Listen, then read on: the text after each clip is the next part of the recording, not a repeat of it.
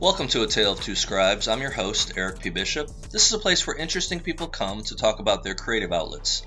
As for myself, I'm an author, podcast host, travel enthusiast, and lover of the outdoors. If you'd like to learn more about my published works or adventures, go to my website, ericpbishop.com. I hope you enjoy the show, and please go out and support today's guest. Thanks, and enjoy the journey. Welcome to the latest episode of A Tale of Two Scribes. Tonight, I am excited to have Jody Wenner on the program. Hi, Jody. How are you? I'm great. Thanks for having me. Yeah, thanks for coming on. I believe, if I recall, I saw a post on social media, and that's how I saw your book, and that's how we connected. And social media is like a double-edged sword. Because, as you know too, you have to do it now. If you're trying to promote anything or get your name out there or you want to sell a single book, you better have some social media presence. The flip side, though, is you can spend so much time doing social media that you don't do what you probably should be doing, which is writing your novel or editing your novel. So, Mhm. complete double-edged sword. Yeah, I yes, it's one of those things that is an evil necessity of yeah, promoting your work, I guess. So, I like that way of you putting it. It's an evil necessity. So yeah, it is. I talked to someone recently. We were just talking about how kind of the market's changed over the years, and we were kind of going back and forth. And I was telling them, I was like, maybe I don't even know how many years ago, decades ago now, you could write a book, publisher would take it, do most, they might have you do promotion, obviously, for it or something like that, but you could then go back to your cabin or your cave or your wherever you write and go work on your next book. And now it's just I'm sure it happens for a few out there, but very, very few. Um, you've got to be promoting. yeah, for sure. I mean, I think that the promotion thing is, I mean, there are probably maybe a few, like you said, a handful of people that don't have to do it. But otherwise, I don't know. It's a weird one because you you can't be invisible, but Hmm. then, how much do you share and does that help or hurt you as an author? I mean, Right. I wrote an article actually for a different podcaster, all about that, just sort of like Hmm. figuring out who you are as an author on social media is kind of Yeah, it's a absolutely. whole different thing, yeah. Yeah, I had some interaction a few years ago with someone super, super successful, New York Times, number one New York Times bestseller, and I was discussing with them of like how to market yourself, and this particular person has got just this like pedigree that publishers can use to promote what they write. Um, and I was, having a discussion of like, I'm a finance guy who loves to write thrillers. I've got a lot of Secret Service stuff, FBI, CIA, all kinds of stuff, and stuff that I, try to get the details right for sure, but that's not my life. I'm not retired from doing that. I never did it. I was like, so it's much harder for me to kind of get myself out there, promote myself, especially as someone that's just making a lot of stuff up, which essentially is what's happening. I can't look back at it and say, yeah, I spent 20 years in the Secret Service or, 10 years as an FBI agent, which other authors can do. And it just kind of gives them that air of authenticity for sure with what they write. Right.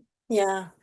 I mean, I usually have somebody try to fact check, so, like I have one of my whips that I'm working on was it's just kind of it's a rom-com murder mystery, Mhm. but the main character is supposed to also be in finance, and I can barely add. Like my math skills are so bad.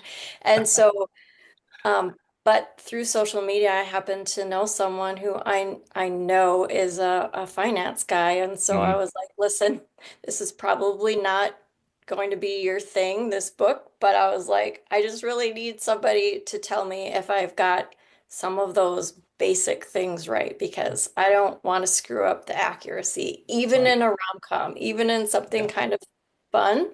I still always like to find at least one person who knows something about it if I don't know Hmm. that much myself and just be like, what did I get wrong? Because, Yeah. yeah. No, that's a smart way to do it. I do finance for a living, and let me just say, it's not something super glamorous to write about, and it's so and you could get the details wrong pretty good as long, no one will get you for that one probably, I but mean, he actually did. He had some really good feedback did for he? me. Like, yeah, he was like, she could do this and this, and so, and I wanted to get some of the jargon right too, because I Yeah, was like, am I even using this term properly? I don't know. right. So, but yeah, Well, because you don't know who's going to read your book, and if some of those details are wrong, if they're wrong early in the book, you might have someone a chapter into your book say, this person doesn't know what they're talking about. So if they don't know what they're talking about, am I going to be able to believe the rest of what they have to say? So yeah, 100%. people will call you out. Like, I've, Yeah. especially in really strange ways, like, I've written a few murder mysteries and I've always been really worried about the procedural stuff, like, am I Mhm. getting all that right? And then Right. sometimes people will be really funny in the reviews and they'll say, like, she was dead on the mileage from Duluth to St. Paul. And I was like, wow, that is not what I thought people would be fact checking, but Correct. yeah. So yeah.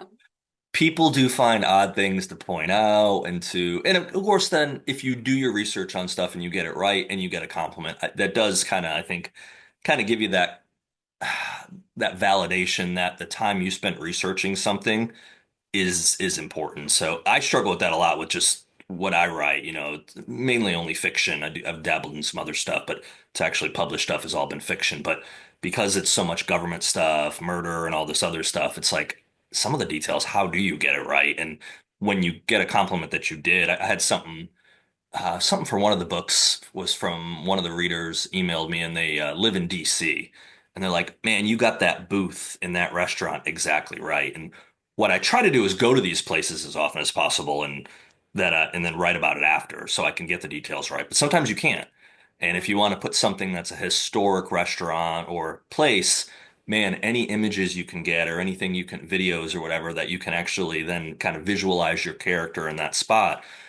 I think it helps you from a storytelling perspective, and then also it helps you from someone that's been there that's going to be like, that room is not, green colored. It's got a reddish tint to it or whatever it might be. Because then, yeah, you'll get nasty grams from people saying, Mhm. "Did you ever go there? Do you know what you're Right. writing?" It's like, You've sorry, never been? Right. I know. right, I mean, I don't know how people used to do it because we're so lucky that we can Google most of the things that we need, but yeah. true.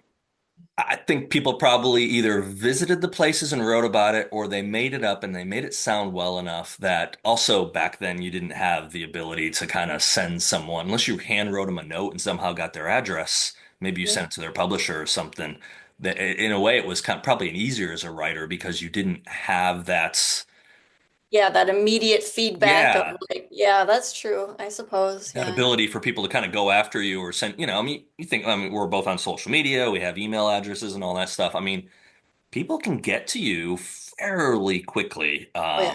and that happens where they'll put something out there. I don't try to look at reviews. That was one of the pieces. My debut book came out in November of 21, and very successful author kind of gave me two pieces of advice, and one of them was don't look at your numbers and don't read any of your reviews.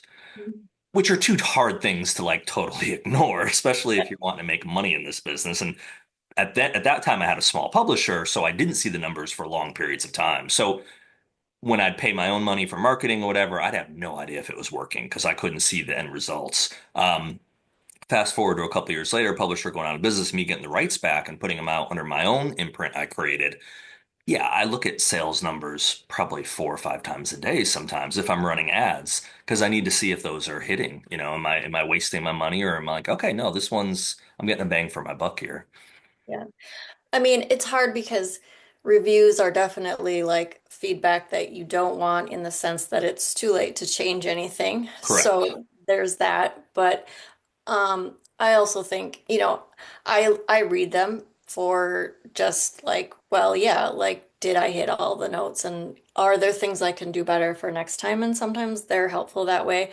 I think as long as you don't put too much stock into the fact that, you're not perfect and there are going to be things that, people don't like about it, and that's just going to happen. Yeah, And of course, the big one, like, just don't interact with the review because the review really isn't meant for you. It is really meant for people, other readers, right. before they're going to buy your book. So I try to keep that in my head too, like, this is not for me. This is not personal. This is Yeah. just their opinion. So, I yeah. would I was just gonna say, and this is how ignorant I guess I am to it. Can you actually respond to a review?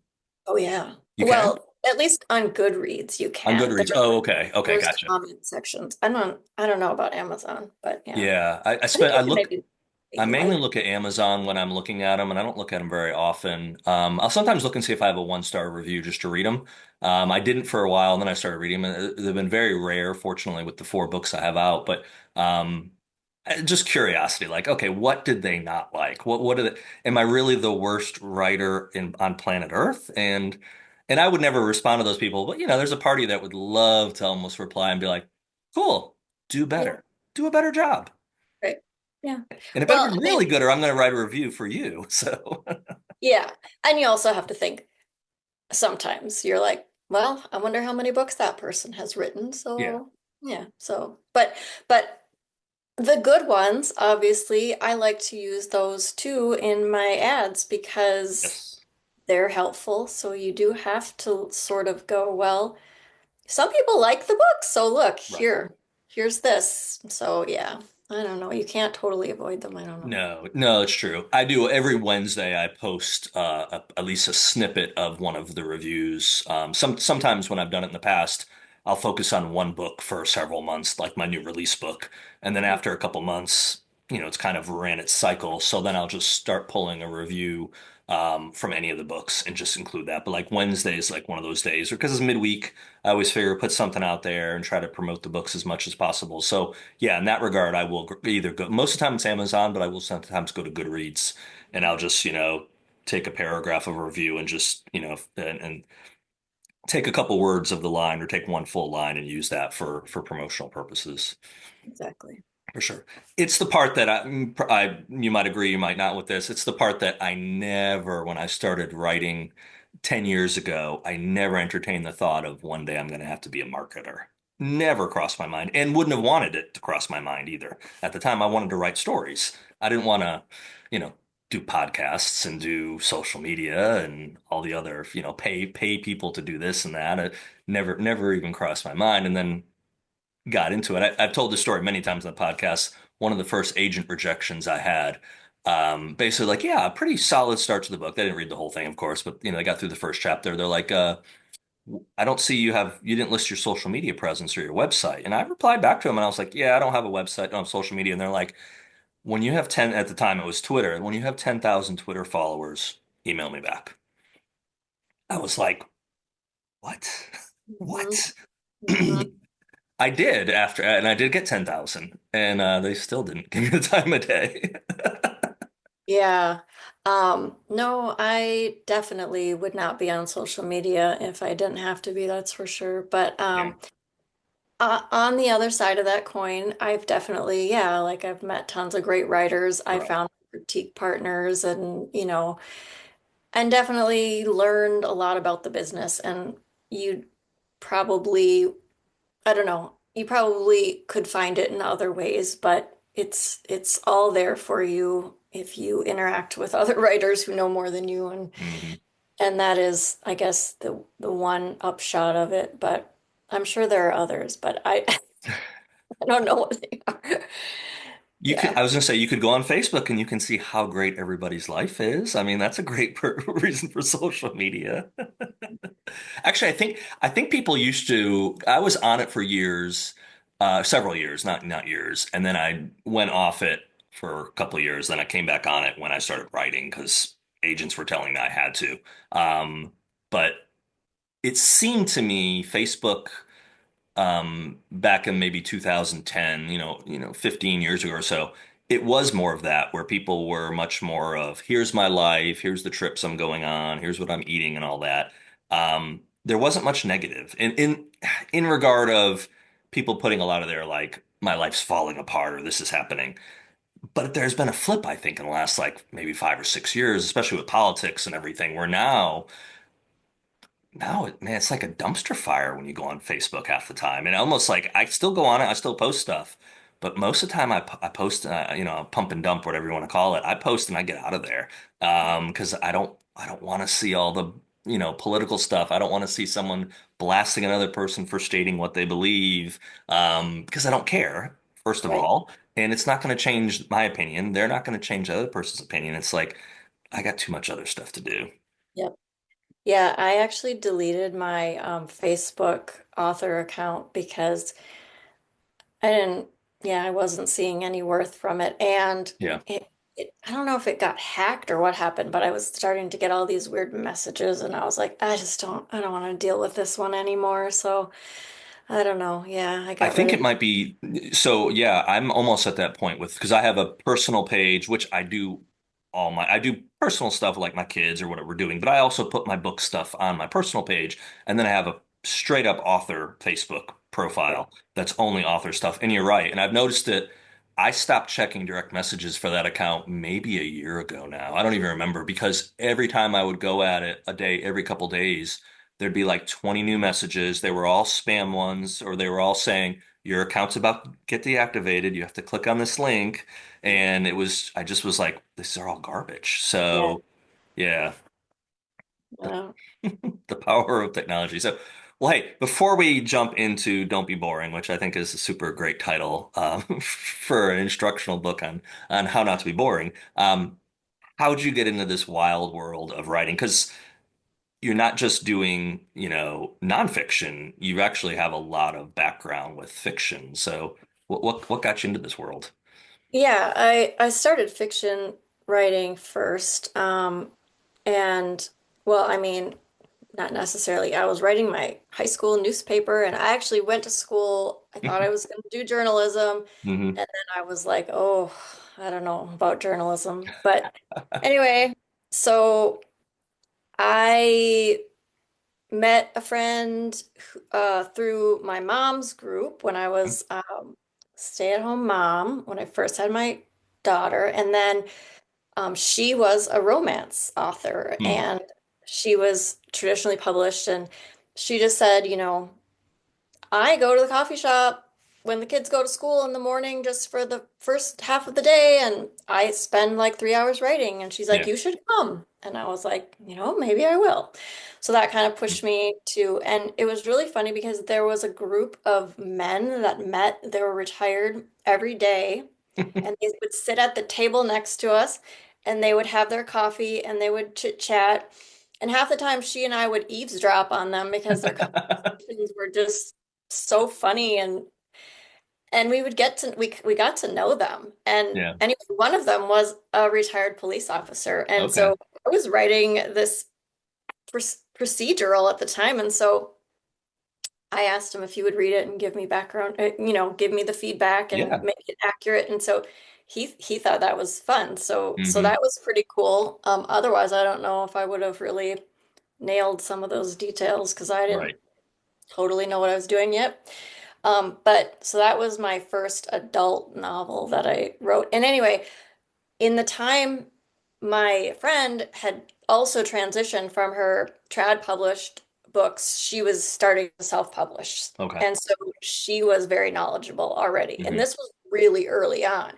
And she was doing really well. She's like, I queried that one a little bit. I didn't know what I was doing at all. I had like two requests and Hmm. I probably sent it to like 15 agents because Yeah.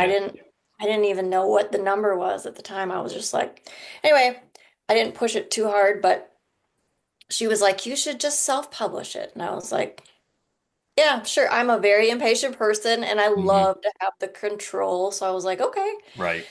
So it seemed like the obvious choice. And that is still my best-selling novel. So that's Hmm. just sort of, I mean, it's nice, but anyway. Um, but since then I've probably written like 15 more. And Wow. I have two of them are with a small press, Okay. um, and I still query occasionally with if I think that it's a more commercial book, I'll query Hmm. and just I'm definitely not opposed to traditional publishing. I think, why not try whatever, Sure. see what sticks, who knows, but Was the yeah, small so publisher, was that Wild Rose? the Wild Rose Press, Okay. yep. I know some people that have gone with him, so okay. Yeah. And that was a good experience Hmm. overall. So, but I do like my control Yeah. and I mean, I don't know. Anyway, so I've kind of done all these different things, but in the meantime, I started working as an editor as well about eight Okay. years ago, with a small editing house, and I Hmm. also do some freelance. But basically, it's a group of about a handful of other editors, and Hmm. we just work on all these various projects. And so I started as a beta reader and then I moved up to a critiquer and then I started doing developmental editing. Okay. I did a bunch of programs. I did the Berkeley editing Hmm. course. So all of that. And then so I've been doing all of these um, edits. And so every probably three reports that I'm writing out to these clients, I realize like I just keep repeating myself over and over and Right. over and over and again. And I understand it totally because most of them are new authors. Right. It's like all the same stuff that I did when I started, like Hmm.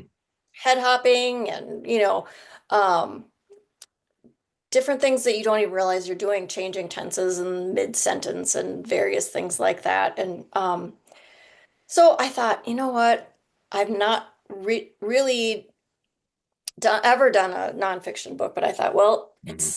I don't know, maybe I'll just jot some things down and see what I come up with. And I don't know, it's probably, it's like 100 pages. It's really short, but I wanted to just kind of get the facts down. I didn't want to be too wordy because Hmm. I know people don't read a lot. If they're reading for meaning, like, Sure. okay, let me gather this information and then but so I thought, I mean, I hadn't really read most of that in a craft book before, so I Hmm. thought "Well, maybe other people need this because this is all stuff that I just kind of gathered myself too, just Just from right. writing and editing and picking up things here and there. So I thought, Hmm. well, why not compile it? And then one of the other editors in my group, who does more of the line edits, since that's not my strong point. I was Right. like, maybe I can do a little Q&A and see Hmm. what she wants to add to it. And she was like, yeah, let's do it. So we put that in the book too. So I don't know. It's certainly not all encompassing, but it definitely covers a lot of the basics of, I think, like developmental editing. This is the stuff that I look at when I'm Hmm. critiquing, for those areas, like how to really move it from a really early draft to like something that you might be ready to query, basically. Did you find when you were writing your first few books, especially, because it was one of the things, at least for me, I struggled with, and I've embraced it over the years because I'm on like I don't know, novel 8 or 9 now. I should know. I've got like three in the works, so I don't know how to quantify that. Yeah. But I hated the editing. Like I loved telling the stories. When I said the end, my brain the first couple times when I said the end, I thought, well, that's the gospel. These are the greatest books ever. Someone's gonna show up with a dump truck and put a bunch of money in my driveway, and everything's gonna be good. And obviously, 10 years later, it's not happened that way. Yeah. But the editing side of it, I just despised for the first Ye- few years, and it took a while, and then I embraced it though, and I kind of remember that time when I finally realized because I almost looked at it, I guess, early on as not that it was a waste of time. I just thought it was a skill set I didn't have, and also time I'm taking to edit, I'm taking away from my creative time. And it wasn't until I made that mental switch in my head of going, editing is a form of creation. It's not, you're refining something and it's actually a good thing. It's to spend your time on. So I kind of think that attitude adjustment really helped me a lot for future books. Yes, and I do think most people it takes a while to come to that realization Yeah. because there's a lot of pushback when give them the report. I love it because we get feedback on the feedback, and it's Hmm. always like it's pushback. They're like, "No, I did this way for a reason, and I would Right. refuse to change it." It's yes, like you said, it's perfect, and Yeah. it's like it'll take them a while, I think, to sort of, maybe a year, I don't know, Hmm. and can finally look at it probably with a little bit of clarity and go, "Oh, right." Because that's time is always the main thing. Because I mean, obviously, I can look back on all of my old books and go, "Ooh, that would have been so much better if I would have done this or this or this," because you just Right. have so much more clarity about it. I don't know. But so yeah, I mean, and I even talk about that a little bit in the book, like that revisions are just so important. And I Mhm. say in every report, most traditionally published writers probably revise at least 7 to 8 times. Yeah.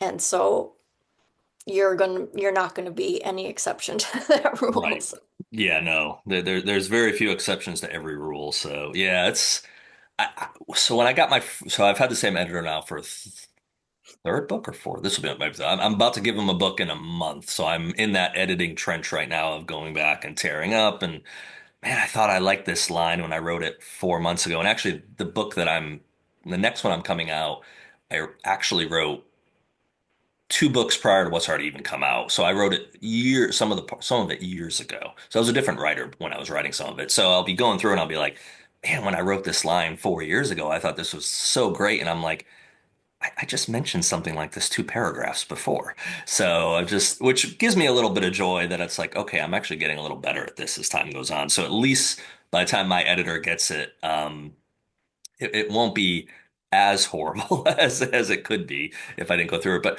But I say that to say when I first gave them, this is probably 2 years back or so, the first book I ever gave the editor, um, I would every suggestion I would kind of go over and I learned a lesson really quick on that of I trust this editor, everything's getting fixed. So I just accept when I get that document back, after I've submitted it and paid for it and all that stuff, I accept all. I don't even look through it. Then mhm. I go through it, and because there'll be comments in there that say I changed this because of that, or I suggest changing this. That's when I'll start my next edit and actually go through, look at everything that was suggested, and then sometimes decide, no, I wanted it that way because I'll kind of remember how I had it. And so, yeah, but I've got that comfort level with the editor that it's like, okay, they do know they're better at the English language than I am, put it that way. So, which isn't saying very much most of the time. So, Yeah, and I mean, I think, I'm the same way. Like, editors are not perfect, so there's definitely times where I go, yeah, okay." yeah, But mostly I'm like, well, if she's questioning it, that means she did not understand it. right. And if she didn't understand it, she's a very smart woman. Hmm. Most people reading it probably also will not understand it, so I'm just going to change it Yeah. because I'd rather have it be as clear as it can be, like Hmm. whether I think it's the best line I've ever written, I'm still changing it. But Right. Before I got my publishing contract, I hired an editor because I was trying to give myself the best chance to, get a deal basically. And what was super helpful with me, and I really appreciate it, is that editor, the first question they had for me is if I read this book and tell you it's not good enough to be published, that you need to make massive changes or whatever, but it's not there. Um, are you done or would you write more books? Like, would you even be willing to walk away with this from this book and write another book? And I took that as to me, it wasn't a negative though, because I responded and I said, no, I said, I'll write books the rest of my life. Might only have 2 readers, me and someone else. I said, but I'll write them the rest of my life. It's just a question of I want to get good enough so that, maybe this can pay my bills or, it can maybe do something. And even if it doesn't, I'll still do it, but I want to get better at the craft. And if the better at the craft means bringing someone on that's going to tear up what I've written, then that's part of the process. Mhm.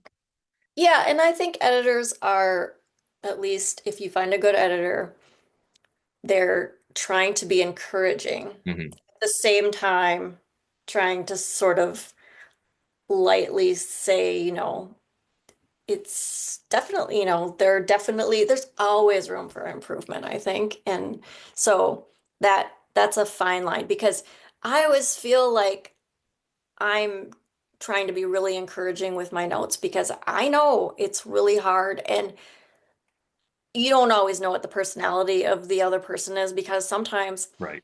I mean, I'm the kind of person, if you tell me I can't do something, I'm so stubborn, I'm gonna try 10 times harder Sure. to prove you wrong.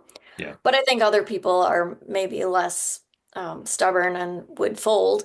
And Hmm. you don't want that. You want to encourage them, but you have to find a way to encourage them and at the same time tell them it can still be better. And in Yeah, that, no, absolutely. that's it's a hard task, but Well, it's yeah. a challenge. It's challenging too because at least I know for me, if I'm writing something, that's my vision for it. And it might not work. And that's what I need the editor to say, hey, this isn't or what like you had mentioned before, it's something about this isn't, dots aren't being connected, they're not following it. Because in as the writer, in our head, we've dreamed up this story or this scenario. To us, it makes sense. Or even if it's even if it's sci-fi or completely, just, a fantasy novel that's not based in, our reality we live in our head, it's real. So Yeah. in our head, normally it works, Right. but it might not work for the reader. And at the end of the Right. day, if you're going to put something out there and it's going to confuse the readers or it's going to turn the reader off quickly, you're doing, you might be doing yourself a service of telling a story in your head, but you're doing a disservice for any kind of a career you want to have or reader base you want to create. Right. I mean, I think the goal is to make it clear enough so that the masses can dive in and find something in it they can relate to, obviously. So, you know, you definitely have to sort of make it clear and at the same time, I mean, I feel like I mean, you have, like you said, all this stuff in your head, and then what have I forgotten to say? Like, my critique partner and I are constantly making notes like, you know, I get what you're trying to say here, but what I'm not understanding is this. And then that Mhm. little note will just be like, oh, I forgot to sort of really give the details or, Yeah, really parse this out so that it makes sense to the rest of the story. So I right. think it's anybody who's writing anything, obviously, you have to have several beta readers and you have to Hmm. have, because yeah, you're gonna find one or three people that are gonna say, I didn't get this. Hmm. And that's just how it goes. Well, Yeah. like you're talking about refining it, because it's funny you go through, and I've been through mine multiple times now, and I'm going through it again. Things that, and I'm a little bit more than halfway through this revision, but things will pop up even the last couple of nights that I'm reading, and I'm like, how have I read this multiple times and I didn't see it? And not just typos I get, because typos Yeah. I do still read some New York Times bestsellers here and there, or parts of them when I have time. I still find typos in those, and that is always shocking to me because I'm horrible about that stuff. So if I'm finding it, there's probably many I'm not finding. Yeah. So those I kind of give myself grace for. But it's those sentences or those things that the character says that just doesn't make sense. That I'm Yeah. like, I've read this thing 6 times in the last 6 months. How have I not seen that that just doesn't work? And it's that sixth time when that light bulb goes off. But I'd rather me catch it than it make it through the process. And hopefully, yeah, the editor would catch it. But if the editor doesn't catch it, you're probably going to get an email if you have a reader base that reads your books. That's right. Yep. The beauty Exactly. of self-publishing is technically you can go back and you can fix the manuscript and push it back. You can submit a new file, Yep. but you don't want to do that. You don't want to be going to Amazon every week and submitting a new file or two. And Right. then you also have all these copies out there that are, wrong. And especially you can't do that if you're doing like paperback or hardcover because, yeah, you can change a word here and there on a file, but you can't start removing pages because that's going to change your format and Yeah. your cover won't line up and you have to redo the whole process. So, a word here and there tweak, and I've done that. When my debut came out through a small publisher, I'd get emails on stuff that, were, and the publisher would, I'd send them to the publisher. I'd be like, hey, they found a typo on page 52, this thing, and the publisher would go in and fix it. But, so, and they told me they would, submit a new file or whatever. But it's not something you want to have to do with any regularity at all. Right. Yeah, exactly. What's, let's dive into the details here. So, Jody, how do we not be boring? What's the secret sauce? I mean, they need to buy the book to find out for sure, but we can tease them at least with some ways of not to be boring. Um, well, you used the word teaser, so there you go. Let's tease. The tease. Yeah. I think that people who are just starting out are really focused on, let me get all this plot down. Hmm.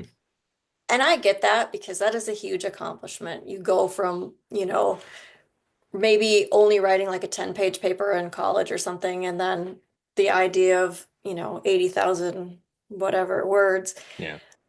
So when you get to the end, you're like you said, you're like, well, I got it. This is it.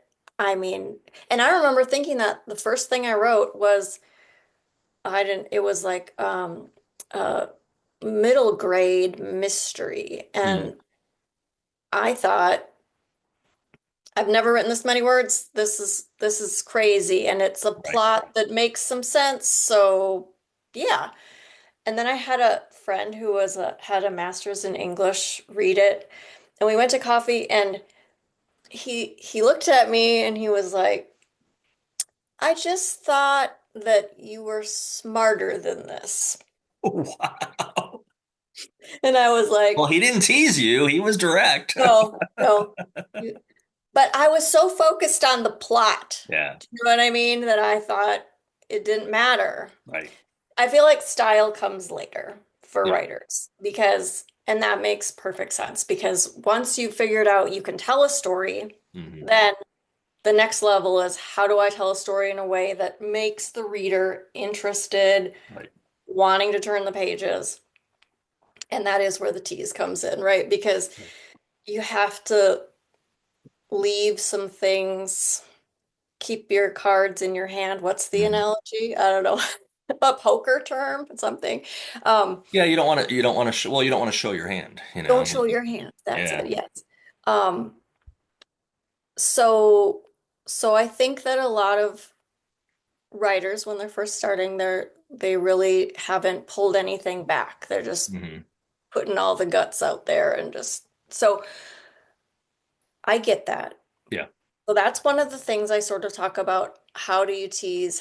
What, you know, where do you put your teasers and what are strategic ways to sort of pull the story out Hmm. in meaningful ways? Yep. I think the main thing though that I think I focus on is this idea of and it's the really basic idea that we all, I think, learned in English in high school or middle school about,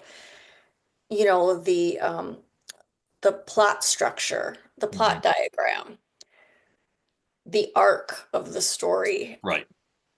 And I think new writers forget that they're sort of supposed to have this trajectory where their characters are moving upward and there's a climax and then they're Hmm. spiraling down and I I guess that's the main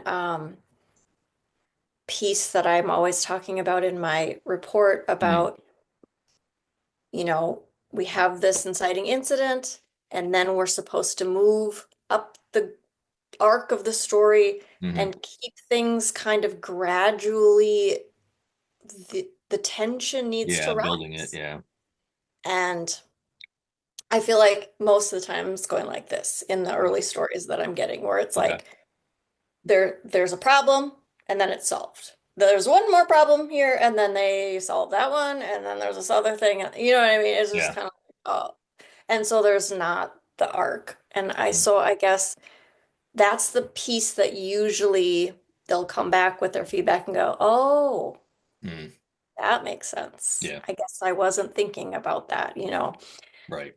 So it's just some of that stuff, it's real basic stuff, and it's not, and I don't really say like specifically you gotta, I'm not saying here's the beats necessarily and in which order, because Right. I think there's got to be room for, creativity. Sure.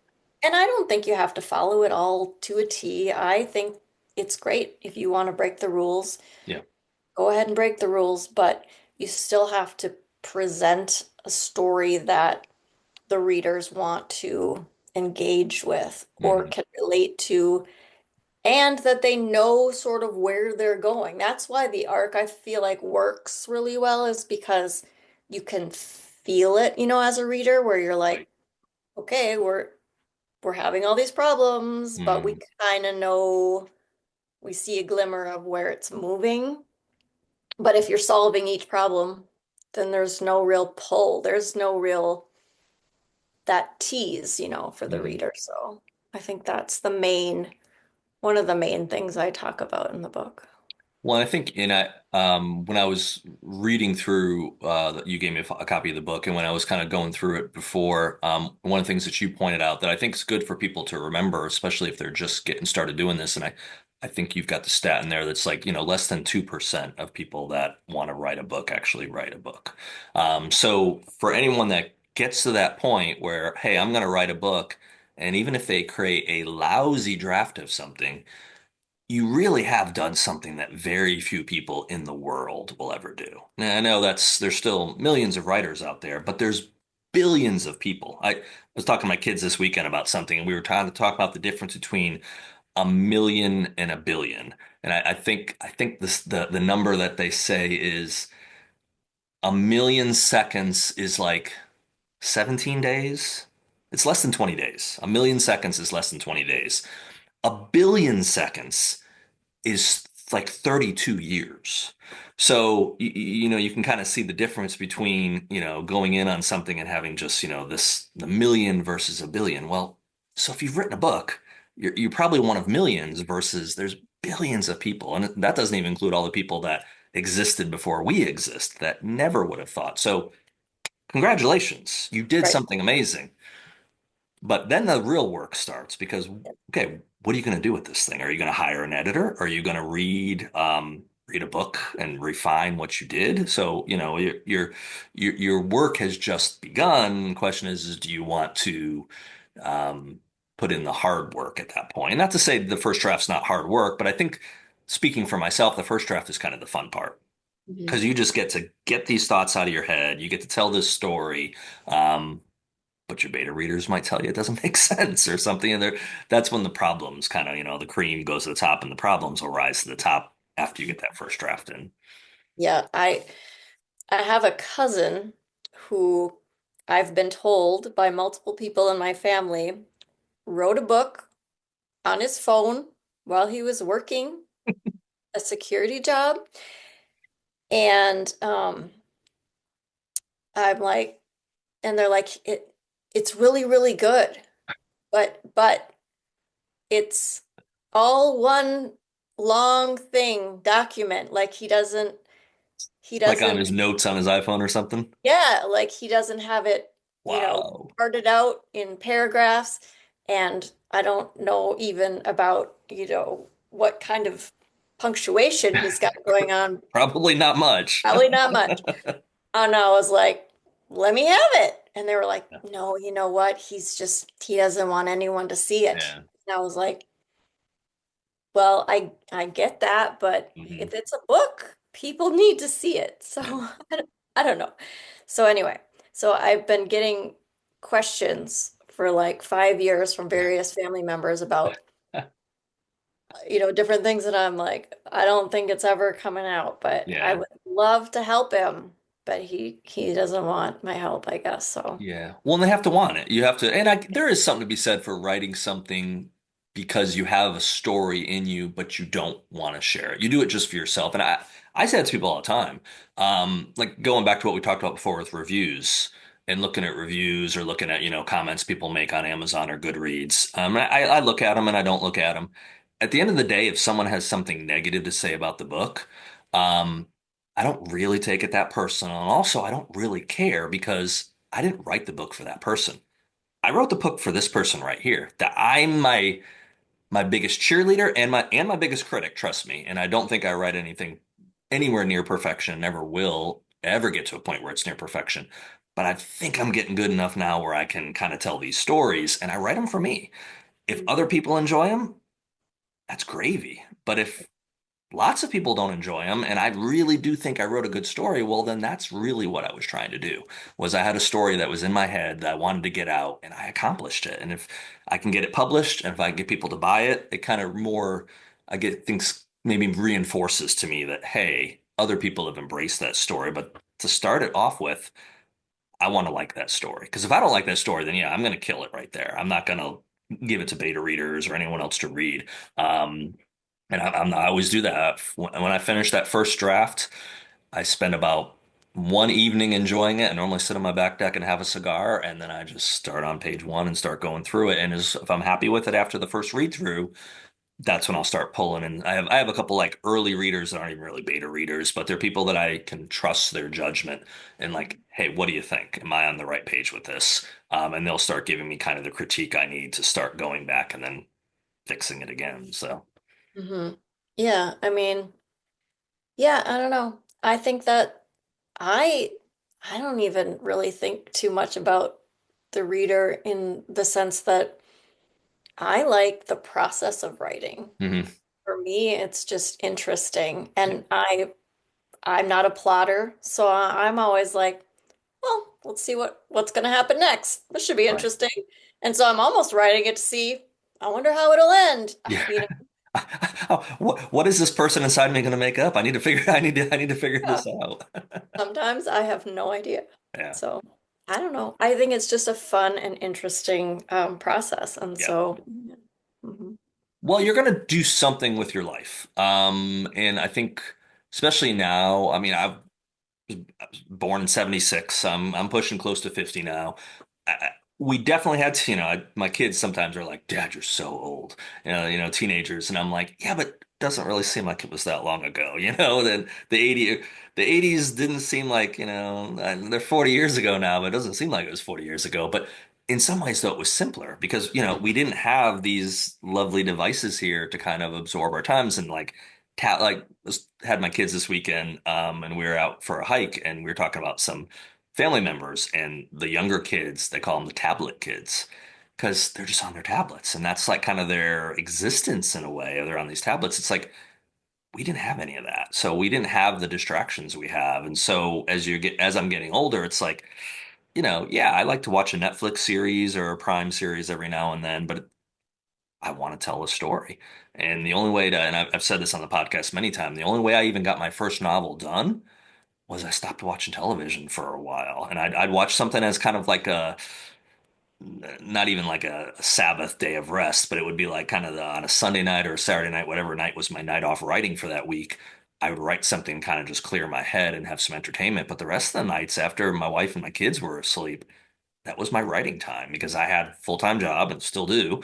Um, if I'm going to create something, I've got to carve time out of the day to do it. And I have to give something up.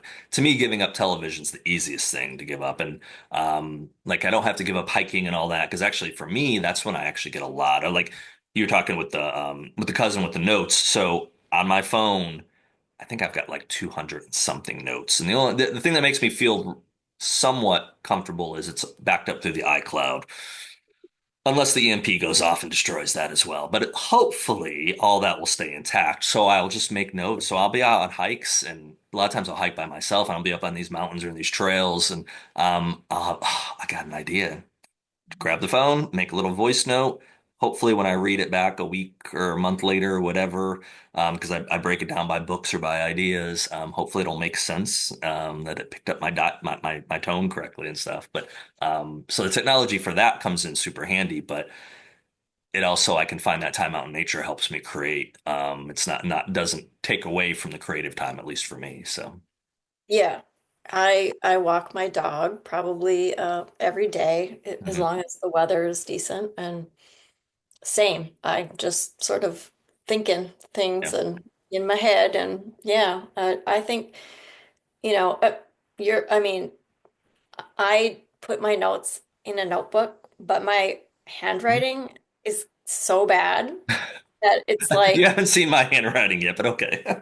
it's so bad that sometimes I'm like, I don't even know what this line says, but yeah, but Jerry that is, Seinfeld has a joke about that in one of the Seinfeld shows. He wakes up, he makes a note in the middle of the night, and then the whole episode is him trying to figure out that he had this great joke that he woke up and wrote on this napkin next to the bed or whatever. And the whole episode's about trying to figure out what he said. It ended up being at the end, it was a clip from a movie he saw that night, and the clip made no sense. It wasn't even funny. But um, that's, he I think couldn't I've read his seen own it. writing, so Yep, that's the same. But I don't I don't know. I mean, sometimes I'll read it back and I'll just be like, what? yeah. That's stupid or whatever. But yeah, I think that's uh, mostly how us non-plotters work anyway. So, Yeah. So when I started back in 2014, I was a 100% pantser. I've had to modify it over the years that I definitely am not a plotter, but I do a hybrid between pantsing and plotting. So I always kind of know where I'm going. mm, So I kind of know where I want to start it. I normally have a title, and that kind of jumps me off for the idea. Even though I've changed the title in the last couple of years on a couple books, which was I'd never done before in the first six or seven I'd written. Um, but I know where I want to go to. Like I know maybe I don't know exactly the ending chapter, but in my head I know where I got to get this character. And it's all the middle stuff that I've got to figure out. And to me, that's the fun part because I'm filming here, but I got a couch across the room. I sit on the couch a lot of times in the evenings, or I sit on my back deck if the weather's nice, which is starting to be much more pretty for that now in the south here. Um, but I like the idea of just opening up that Word document at night and going, okay, where do I need to go? Where am I taking this character? And sometimes that might take 10, 15 minutes to kind of think through something, or I just start typing something out and I'll be like, oh, it would be cool if we went here. Or sometimes I'll just see like something on social media or a documentary or something the night before, and that will give me an idea for like a location. Be like, it'd be really cool. And then if I've been there, it helps. If I haven't been there, then I have to go down the rabbit hole for a while of, okay, what's a cafe in Vienna look like? So, between Google Earth and videos or whatever, an hour later, I've got this scene set from looking at all these videos and these pictures, and then you let your imagination go wild, which is always fun. mhm. I've been more recently, I've been just making up my own places because I'll get too down the rabbit hole with the locations. Mm, And I am very worried sometimes that I'm not going to get it right yeah, because I don't, have time or money to go travel to some of these places. So I'm like, yeah. maybe I'll just, yeah. So, Yeah, that makes it the hard thing. So I was fortunate this last day. I'm wearing. We're filming this on St. Patrick's Day, and I'm wearing my Guinness shirt. Actually, I had to wear yeah, something Irish today. yeah. Although I had something on and then I changed, but I haven't, had to I go. haven't left the house, so it's not like I actually thought about that this morning. I was like, should I go to like an Irish pub or something tonight? And I haven't drank this year. I haven't drank since last year, and I'm like, no, I'm good. I haven't had a drink in 3.5 months or whatever. I'm like, I don't need a drink. So I was like, I'll just film the podcast tonight. I got to do some editing. I'll make dinner. I'll do my thing. I don't have my kids tonight, so it's kind of one of those chill. Monday and Tuesdays are typically don't have my kids, so it's normally kind of like focus on editing or focus on writing and filming a podcast after work or whatever. But yeah, the travel thing, especially if you can't do it, and I've not been able to go to a lot of the places I would like to, but I'm starting to kind of knock them off as I'm fortunately trying to get a couple international trips in each year now if I can. But with the Ireland one, that was one that I wanted to. I had an idea for the book, and it's the book that I'm editing now that's coming out this summer. I had an idea for a couple scenes that would be wonderful in Ireland. So I actually was able to go over there and and one of the kind of pivotal scenes in it, I was actually able to take my mom and we actually go to this castle. And so everything that takes place in the chapter, and I wrote it over there too. I finished it on the plane flight back. I was there for Thanksgiving. But everything that happens really happened to us. I fictionalized a little bit of it, the characters, of course, but I was able to actually take that real scenario. And I had my mom read it. So I got done with it on the flight or, over the Atlantic, and I said, okay, read this. What do you think? And of course, your mom's always likes what you write, Uh-huh. unless your mom Yeah. doesn't like you, which that Right. happens too. Yeah. But most good moms are going to say, you're the best. And, they're lying to you. Genius. Yeah. But she was like, no, that was really, she goes, you got it.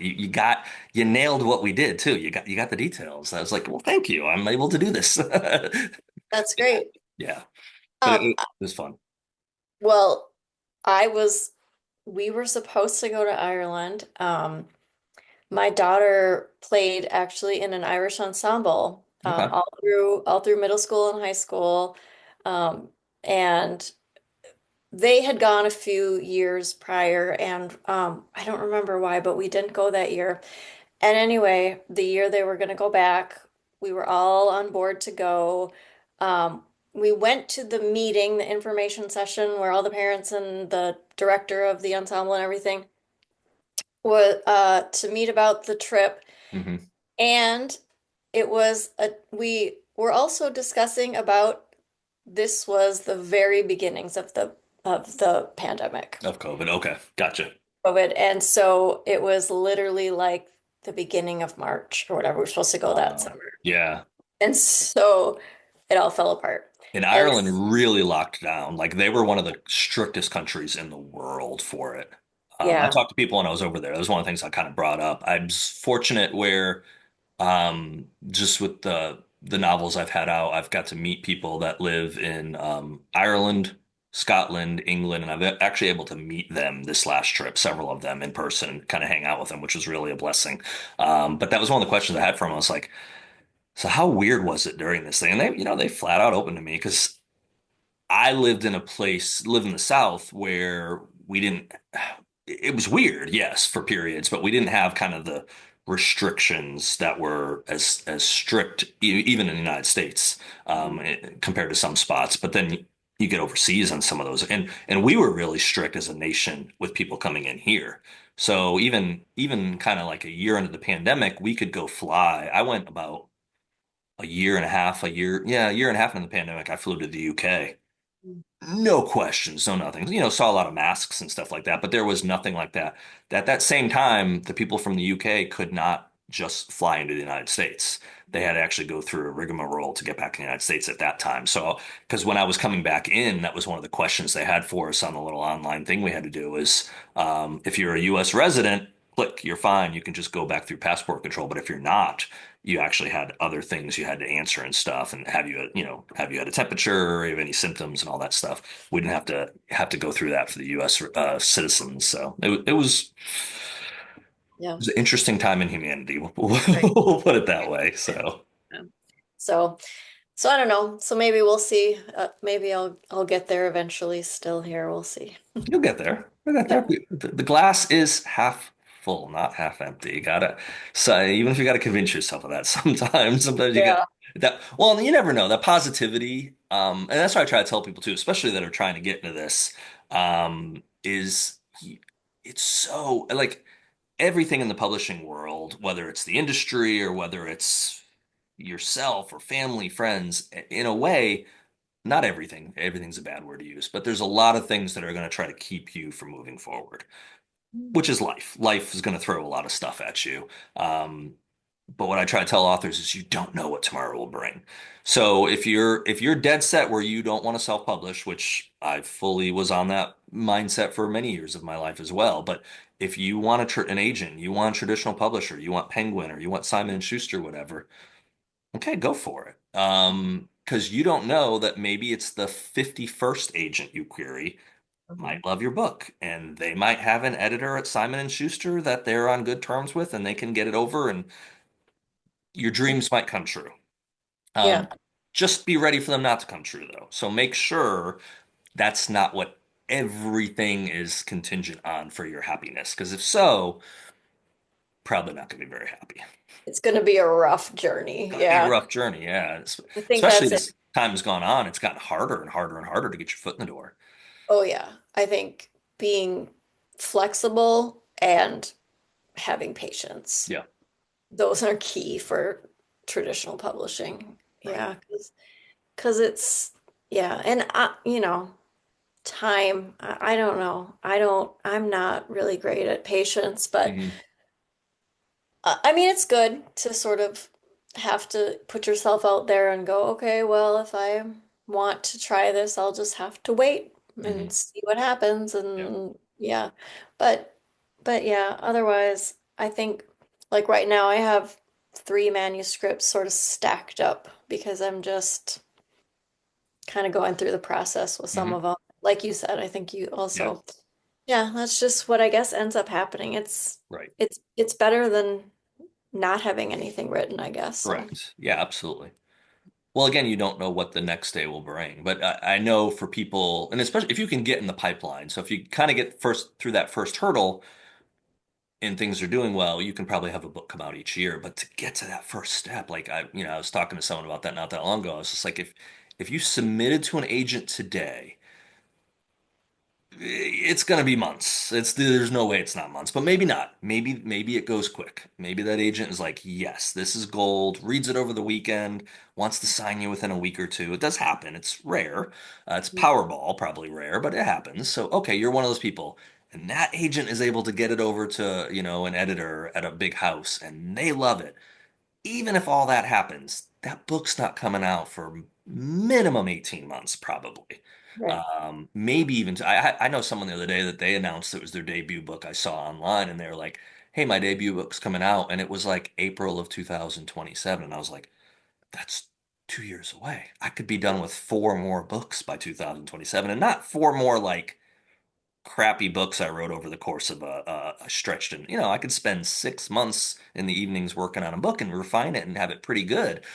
You could have four more done in 2 years. It's like, and some people can are more prolific and can do a lot more than that. So yeah, it's tough. It's really, really tough. So that's the other thing I always remind people of: do it because you love to do it. Don't do Yeah. it because of the dump truck's probably not going to pull in your driveway. Still hasn't pulled in mine. And if it never does, that's okay. I still did something I took a lot of pride in doing, and I got joy out of it, and I know other readers enjoyed it. So, it was a good use of my time, in my opinion. Yeah, and I think that's important. At the end of the day, like you said, I know people who, what do they have to show for themselves? Yeah, They watch a lot of TV or right. whatever. So, yeah, at least I can say I've written X number of books and yeah, I think that's an accomplishment. Yeah, So, well, you have something to leave. You have something to leave to if you're fortunate to have kids or grandkids. You have something that I've got a shelf of them behind me now, and I've said this many times on the podcast. I've got a really good I'm a financial analyst by day, really good job, national company, big huge Fortune 500 company. I log in tomorrow morning and I have an email saying, Eric, it was real for the last 21 years, but we don't need you anymore.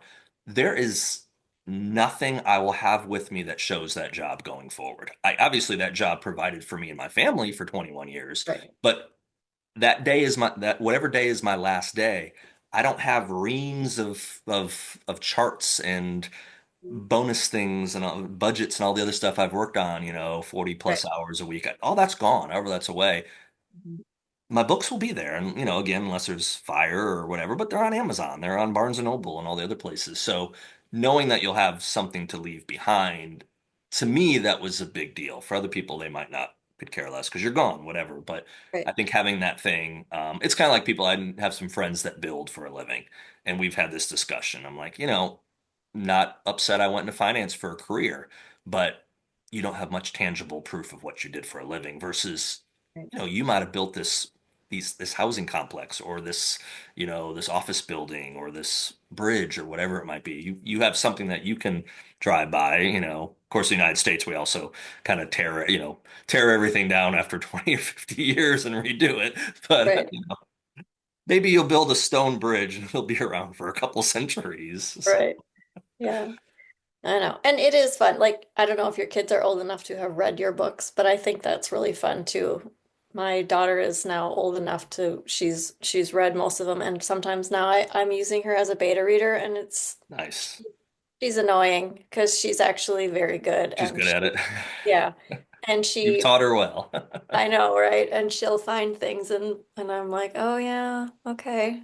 she's right. So, My son's just turned 18 a couple months ago, which really freaks me out. He's an adult now. My daughter's 13. They've not read, but it's funny, they've not read them, but every book that comes out, I'll always order hard copies and give that's my mom, myself. I keep one copy. I've got more of them, but I sell them all. I've got one hard copy and one paperback I keep. The rest of them can leave as far as I care, because yep. what do you need more than one? Mhm. But then I always give the kids a copy, and they're all on their bookshelves in their rooms. And I was a couple times. My son even said recently, "One of these days I'll read one of your books, Dad." I was like, "Yeah, it'd be nice. Might be some bad words in there. You're old enough now." And his sister, I'm like, "A little bit, you'll be ready to read them, maybe, but." Will they? I don't know. Maybe one day they will, and they'll pick them up. They will. Um, they Yeah. more want to know of like, why aren't we characters yet? And I'm just like, because I kill everybody I know. I said, oh, I can't kill my kids. I was like, what in the world? Which is not true. I don't kill all of them. I just kill most of them. It's like, yeah, you guys you get dedications and you get acknowledgments. Maybe one day I'll find a good spot for you. But if I do, I want it to be something that's a big deal, not just like a throwaway cameo where your name's mentioned. I want it to be something of significance. So maybe when Mhm. that comes to me one day, I'll put that in for them. Mhm. Yeah. It's fun.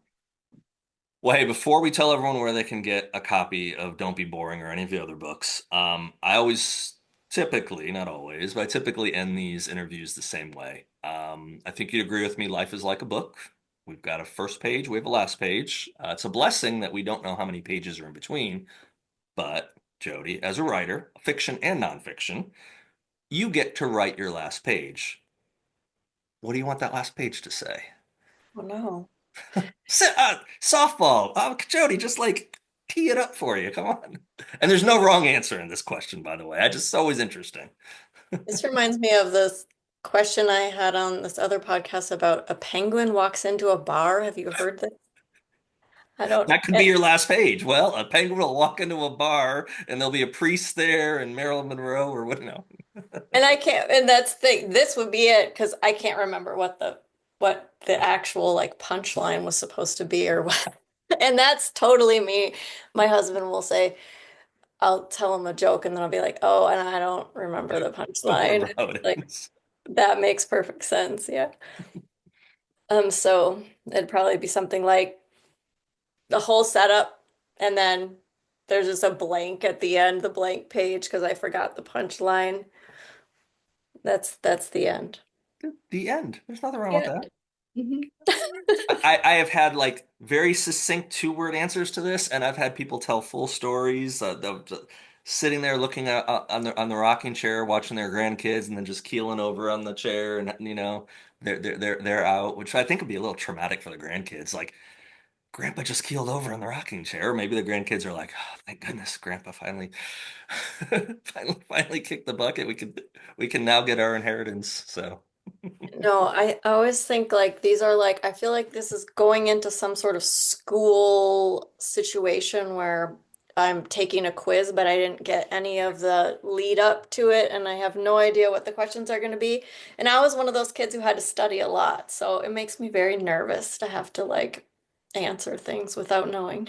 I should have studied more as a kid. It probably would have helped me as I got older, but I liked golf as a teenager, movies. Most teenage boys like girls, of course. I don't know if they liked me. And yeah, I didn't like school, which definitely showed itself when I did actually make it into college. And then then you're paying for it. That's the difference. That's kind of the difference I found though, is when it's free, who cares? When I'm busting my ass and working really, really hard and I'm having to give that money to something, Mm. then I say it to my kids for stuff. I give them a gift or whatever. Be like, and they're appreciative and they're great kids, but so you will actually appreciate something more. And my son's past that age now. He bought himself um a really, really nice Martin guitar last year. He's a musician, so he saved up for a while, and that's a old Honda Civic basically is what he bought, but it's a guitar. Um, I even pick that up now, and he'll be like, "Dude, what are you doing?" Like, "What? I'm picking a guitar." Because you be careful with that. I could afford to buy a replacement if I drop this thing. Okay. He's like, I don't want a replacement. That's my guitar. I bought it. I'm I like, paid for ah, that. Yeah. yeah, Hmm. you learned the lesson, didn't you? You Yep. value that a little bit more. If I bought you the guitar and it got dropped, you'd be like, Hmm. eh, it's okay. Dad got me that. Yeah. You He bought can give me another one. Yeah. it. Yeah, exactly. So, Hmm. well, hey, where's the easiest place for our listeners or people that watch the podcast to go and support you and get Don't Be Boring or one of your other books? Probably just my website, which All is right, just www.jodywenner.com. there we go. Well, Jody, thank you for coming on. I appreciate it. Thanks for having me. It was Okay, very interesting. take care. Not boring at all. No, well, great. Sorry for the question at the end that made you a little nervous. So, Yeah, gotta keep you on your toes. I need to study more. Nah, don't bother. Take care. Thank you.